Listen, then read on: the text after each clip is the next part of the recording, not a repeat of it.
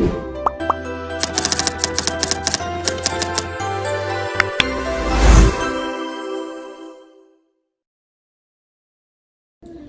guys. Oke, jadi di podcast kali ini kita mau membahas apa aja kekurangan dan kelebihan dari kurikulum Merdeka, juga dampak yang kita rasain mau itu positif ataupun negatif, serta perbandingan dari kurikulum Merdeka ini dengan kurikulum sebelumnya yaitu kurikulum 13. Tapi sebelum itu, kita mau kenalin diri kita masing-masing. Dari aku sendiri, aku Adel, aku Ebi, Aku Fasya. Aku Hilal. Aku Gatvan.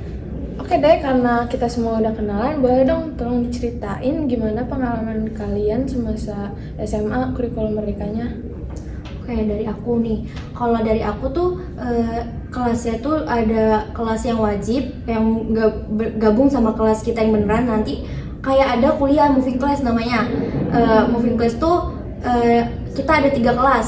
3 kelasnya itu kita bisa milih dari IPA. IPA tuh kan ada fisika, biologi, kimia. Terus kalau di IPS tuh ada sosiologi, geografi, ekonomi. Kalau di bahasanya itu aku ada bahasa Jepang sama bahasa Inggris lanjutan. Nah, dari 3 yang kita pilih ini boleh dicampur IPA IPS atau boleh dua-duanya IPA atau IPS. Tapi dari salah satunya itu harus ada yang kita ambil bahasa. Kayak misalkan aku nih waktu itu ngambilnya biologi sama sosiologi sama bahasa Inggris lanjutan kayak gitu. Terus tapi aku ngerasa itu kalau bahasa Inggris tuh kayak boring gitu loh, karena materinya sama aja sama bahasa Inggris yang wajib itu. Jadi kayak cuma dilanjutin aja. Kalau misalnya dari sekolah aku sendiri, kalau Ebi tadi kan boleh milih. Kalau aku udah dipaketin di sekolah aku, jadi kayak mana di sekolah teknik, terus ada kelas yang ilmu murni, ada juga yang kelas bahasa. Jadi semua matkulnya tuh udah dipaketin itu 4 untuk peminatannya. Tapi untuk mata pelajaran yang umum semuanya dapat gitu. Terus kalau misalnya dari project kurikulum Merdeka itu menurut aku bagus karena kita bisa melatih dan mencari potensi diri kita selain yang kita tahu. Karena banyak juga teman-teman aku yang akhirnya tahu kalau misalnya potensi mereka itu ada di perfilman atau enggak dibuat akan ada tema robotik juga. Mereka ternyata ada potensi di situ gitu. Jadi lebih ke bisa membantu kita mengetahui apa potensi diri kita. Terus juga kurikulum Merdeka ini kan ada yang namanya sidang proposal, dimana kita juga terlatih untuk komunikasi, terus juga terbiasa untuk buat proposal yang pastinya kita perluin nanti di masa kuliah. Kok kalian dapat kurikulum Merdeka? Oh, aku nggak dapat. Iya, jadi disclaimer. Iya benar lagi. Disclaimer, jadi aku jadi lulusan boarding school yang dimana di angkatan aku nggak kebagian dari kurikulum Merdeka. Yang kebagian tuh jadi adik kelas saya. Nah, yang dimana yang bisa aku lihat sih kebanyakan ya untuk kurikulum mereka yang di adik tingkat itu ya emang kayak bikin project dan juga pengkelasan mungkin gitu ya, kurang lebih sama. Dan mungkin kekurangannya di berjalannya sistem kurikulum merdekanya itu sendiri. Benar sih. Nah, tadi negatifnya.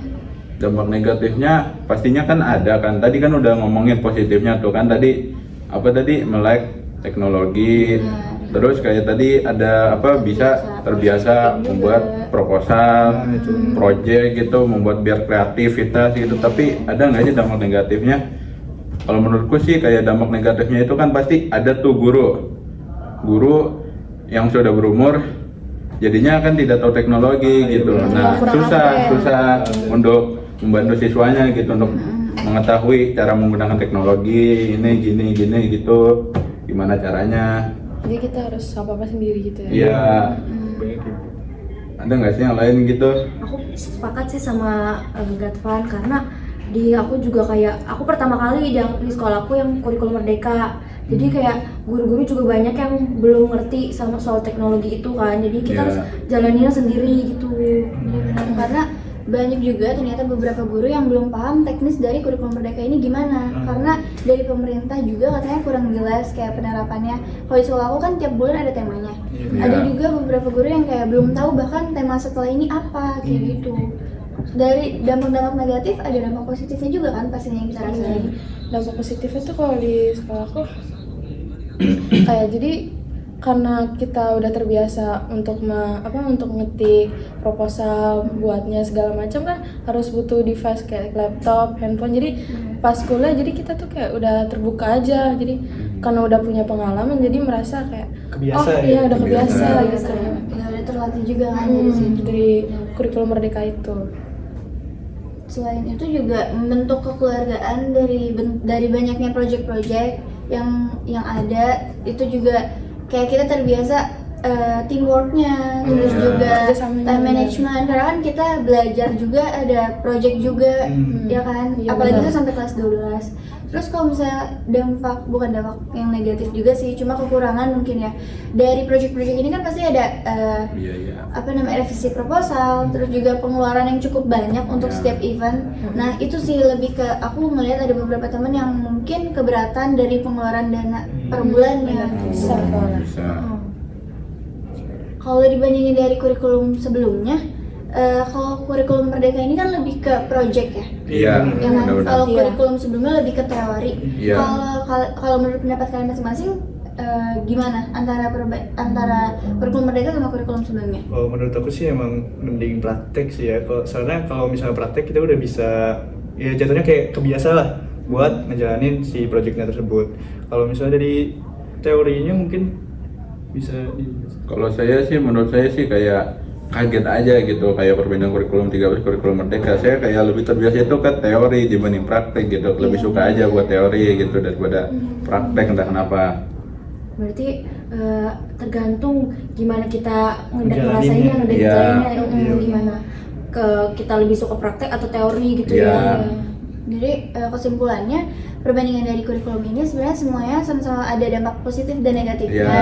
Cuma bagaimana penerapan di lapangannya dan Iya. juga lebih ke gimana teknis di lapangannya yang harus dilakuin, karena kan juga dari kurikulum Merdeka ini prosesnya juga nggak berjalan sesuai dengan target dari pemerintah kan. Iya. Itu sih.